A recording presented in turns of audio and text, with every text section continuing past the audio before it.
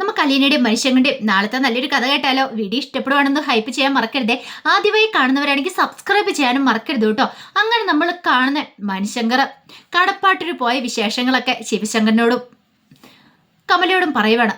പിന്നീട് മനുഷ്യങ്കർ കാര്യങ്ങൾ പറയുന്നത് ശരണ്യയുടെ വീട്ടിലേയും പോയിട്ടുണ്ടായിരുന്നു, അലീനയും കൂട്ടിക്കൊണ്ടാ പോയെന്നു. അത് കേട്ട് ഇനിയിപ്പോൾ കമല ചാടി ചോദിച്ചു, എടാ ശരണ്യയുടെ വീട്ടിൽ ചെന്നിട്ട് എന്തായി? അലീന സംസാരിച്ചോ? ഹരിയെക്കുറിച്ച് സംസാരിച്ചോ? അതൊക്കെ അറിയാനായിരുന്നു കമലയ്ക്ക് തിടുക്കം. അപ്പോഴേക്കും മനു പറഞ്ഞേ അതിനു വേണ്ടിയിട്ടൊന്നും അല്ല പോയെന്ന് പറഞ്ഞു. പിന്നെ എന്ത് കാണിക്കാനാടാ പോയേ? നീ എല്ലാം പറയൂന്ന് പറഞ്ഞിട്ട് പോയതല്ലേ? അവളെ കൊണ്ട് റെക്കമെൻഡ് ചെയ്യിക്കാന്ന് പറഞ്ഞു പോയിട്ട് നീ അതൊന്നും ചെയ്തില്ലേന്ന് ചോദിച്ചു. എൻ്റെ അമ്മ എന്ത് വർത്താനാ പറയണേ? ഇതെങ്ങാനും അലീനയോട് പറഞ്ഞിട്ടുണ്ടെങ്കിൽ അലീന റെക്കമെൻഡ് ചെയ്യുമെന്ന് തോന്നുന്നുണ്ടോ? ഒരിക്കലും ഇല്ല. അമ്മയ്ക്ക് ഇതുവരെയായിട്ടും അലീനയെ മനസ്സിലായിട്ടില്ലേന്ന് ചോദിച്ചു. എടാ പിന്നെ നീ എന്ത് കാണാൻ വേണ്ടി പോയെന്ന് ചോദിച്ചു. അമ്മ ഉദ്ദേശിച്ച പോലെ ഒന്നും അല്ല കാര്യങ്ങൾ. ശരണ്യയെ കാണാൻ പോയത് കുറേ നാളായി ശരണ്യ അലീനയെ കണ്ടിട്ട്. പിന്നെ അലീനയെ കാണാതെ അവൾ ആഹാരം പോലും കഴിക്കുന്നില്ലായിരുന്നു. അലീനയെ മാത്രമേ അവൾക്ക് വിശ്വാസമുള്ളൂ. അവളുടെ കാര്യത്തിലൊരു തീരുമാനം എടുക്കണമായിരുന്നു. അതുകൊണ്ടാന്ന് പറഞ്ഞു. എന്ത് തീരുമാനം? അല്ല, അവളുടെ വീട്ടുകാർക്ക് എന്ത് ചെയ്യണമെന്ന് പോലും അറിയത്തില്ല. അവൾക്ക് പഠിക്കാൻ പോകാനൊക്കെ ആഗ്രഹമുണ്ട്. പിന്നീട് അവിടെ നടന്ന കാര്യങ്ങളെക്കുറിച്ചൊക്കെ പറയണം. അത് കേട്ടപ്പോൾ ശിവശങ്കരൻ ചോദിച്ചു, എടാ നീ ഹരിയെക്കുറിച്ച് പറഞ്ഞില്ലേ? അലീനയോട് സംസാരിച്ചില്ലേ? അച്ഛാ ഞാൻ അങ്ങനെ പറഞ്ഞ ഉടനെ അവളെ റെക്കമെൻഡ് ചെയ്യുമെന്ന് തോന്നുന്നുണ്ടോ? എനിക്ക് പറയാൻ തോന്നിയില്ല. എൻ്റെ വിലയും കൂടെ കളയില്ലെന്ന് ചോദിച്ചു. എടാ പിന്നെ എന്ത് കാണാനാ നീ കടപ്പാട്ടൂർക്ക് പോയത്? ഇവിടെ നിന്ന് ഇങ്ങനെയൊന്നും ആയിരുന്നല്ലോ പറഞ്ഞത്. അലീനയോട് സംസാരിക്കും. അലീനയോട് സംസാരിച്ചതിന് ശേഷം അലീന ശരണ്യയോട് സംസാരിക്കുന്ന. എൻ്റെ അമ്മേ ഞാൻ ഉറപ്പ് തന്നൊന്നുമില്ലല്ലോ. വേണിക്കൊന്ന് സംസാരിച്ച് നോക്കാന്നല്ലേ പറഞ്ഞുള്ളൂ. ഇത് കേട്ടുകഴിഞ്ഞപ്പോൾ കമലയ്ക്ക് നല്ല ദേഷ്യമായി. കമൽ പറഞ്ഞു, നാഴേക്ക് 40 വട്ടം നീ അവളെ വിളിക്കുന്ന കാണാലോ, പിന്നെ അവിടെ ഇടയ്ക്കിടയ്ക്ക് പോകുന്നതാണല്ലോ, എന്നിട്ട് നിനക്ക് അവളോട് സംസാരിക്കാൻ ബുദ്ധിമുട്ടല്ലേ?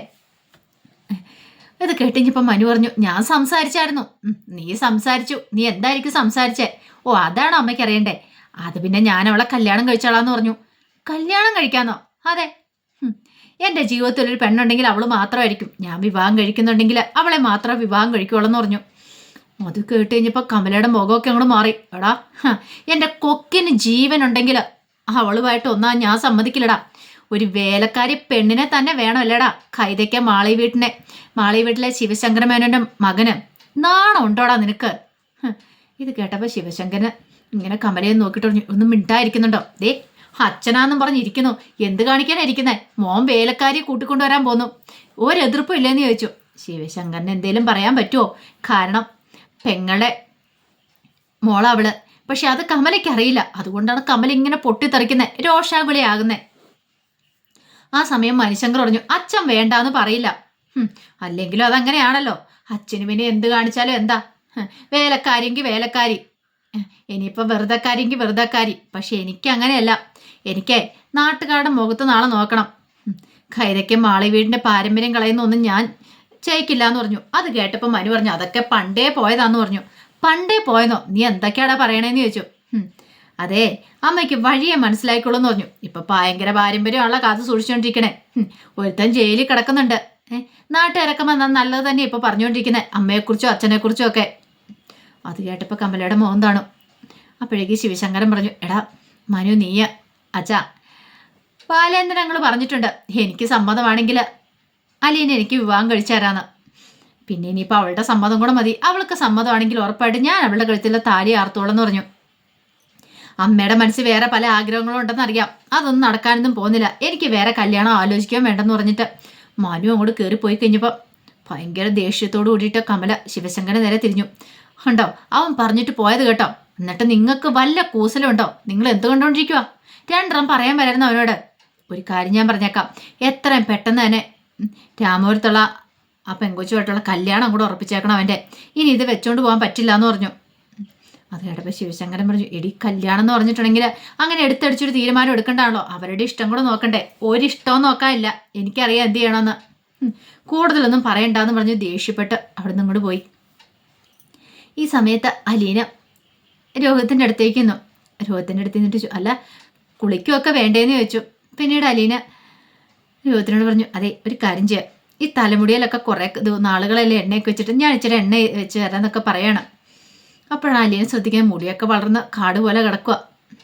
അലീന പിന്നീട് ഒരു കത്രികയൊക്കെ എടുത്തുകൊണ്ട് വന്നു. കത്രികയൊക്കെ എടുത്തുകൊണ്ട് വന്നിട്ട് അവനോട് പറഞ്ഞു, ഇവിടെ ഇരിക്കുക, ഞാൻ ഈ മുടിയൊക്കെ ഒന്ന് വെട്ടി നിരപ്പാക്കി തരാമെന്ന് പറഞ്ഞു.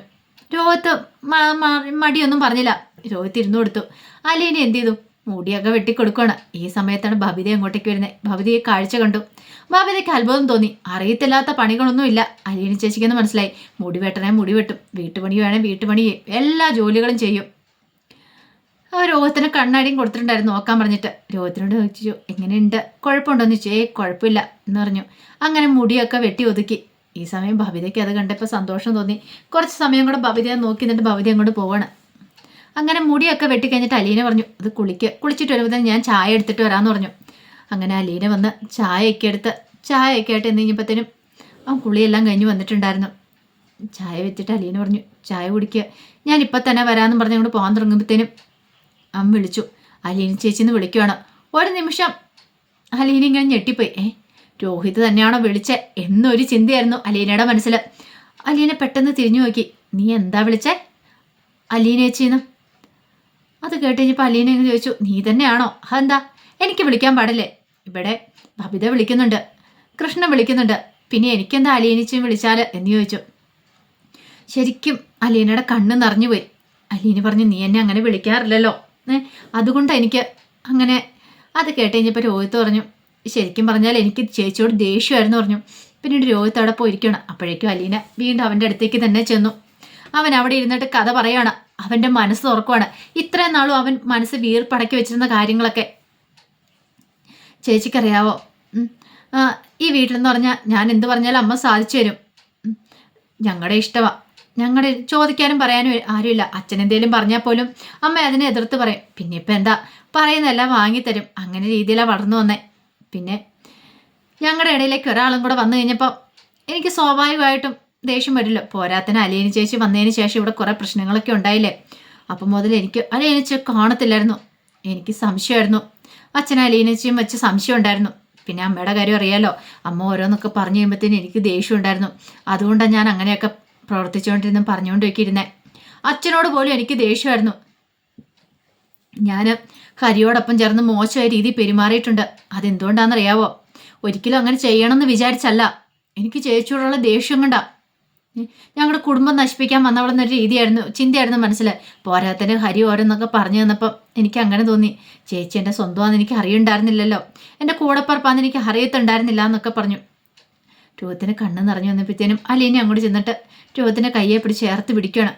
നീ സങ്കടപ്പെടല്ലേ, കരയല്ലേ എന്നൊക്കെ പറഞ്ഞു. എനിക്കറിയില്ല ചേച്ചി എങ്ങനെ ക്ഷമയോദിക്കണമെന്ന്. കാരണം ഞാൻ ചെയ്തു പോയ തെറ്റ് അത്ര വലുതാണ്. എന്നിട്ട് പോലും അതൊന്നും മനസ്സിൽ കാണാതെ ചേച്ചി എനിക്ക് വേണ്ടി ഇത്രയൊക്കെ ചെയ്തു തന്നില്ലേ. ചേച്ചിയുടെ സ്ഥാനത്ത് വേറെ ആരാണെങ്കിലും ഒരു കാരണവശാലും ചെയ്തു തരുന്ന കാര്യങ്ങളല്ല. അങ്ങനെ പറഞ്ഞപ്പം അലീന പറഞ്ഞു സാരമില്ല പോട്ടെ, വിഷമിക്കണ്ടെന്നൊക്കെ പറഞ്ഞ് അവനെ സമാധാനിപ്പിക്കുക. നമുക്ക് ജീവിതം ഒന്നേ ഉള്ളൂ, അത് നല്ല രീതിയിൽ ജീവിക്കാം. നിനക്ക് ഇനിയും സമയമുണ്ടെന്ന് പറഞ്ഞു നന്നാവാനായിട്ട്. നീ കോളേജിൽ പോകണം, പഠിച്ച് മിടുക്കനാവണം. അച്ഛൻ്റെ ആഗ്രഹം പോലെ നന്നായിട്ട് പഠിക്കണം. ഈ പ്രായത്തിൽ ചീത്ത കൂട്ടുകെട്ടുകൾ കുറേ ഉണ്ടാവും. വഴിതെറ്റിപ്പോകാൻ എളുപ്പമാണ്, പക്ഷേ നേരെ വഴി നയിക്കാനാണ് ബുദ്ധിമുട്ട്. അങ്ങനെ കുറേ ഉപദേശങ്ങളൊക്കെ കൊടുക്കുന്നുണ്ട്. അപ്പോഴേക്കും രോഹിത്ത് പറഞ്ഞു എനിക്കിങ്ങനെ ഉപദേശങ്ങൾ തരാനായിട്ട് ഈ വീട്ടിൽ ആരും ഉണ്ടായിരുന്നില്ല. കാരണം അമ്മ പോലും ഇങ്ങനെയൊന്നും എന്നെ കെയർ ചെയ്തിട്ടില്ല എന്നുവരെ.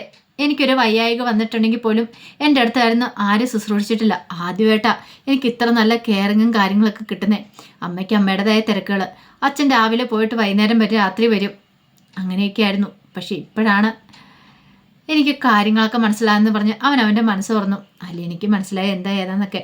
പിന്നീട് അലീന താഴേക്ക് ഇറങ്ങി വന്നിപ്പോൾ ബാലേന്ദ്രൻ ഉണ്ട് അവിടെ.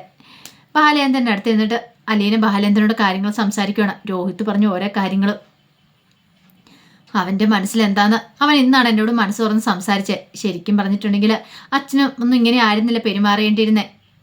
അവൻ്റെ അടുത്തിരുന്ന് സംസാരിക്കണം, അവനോട് വിശേഷങ്ങൾ തിരക്കണം. കുടുംബം എന്ന് പറയുമ്പോൾ എല്ലാവരും കൂടെ കൂടിച്ചേർന്നിരുന്നിട്ട് എന്ത് പ്രശ്നം ഉണ്ടെങ്കിലും സംസാരിച്ച് തീർക്കണം.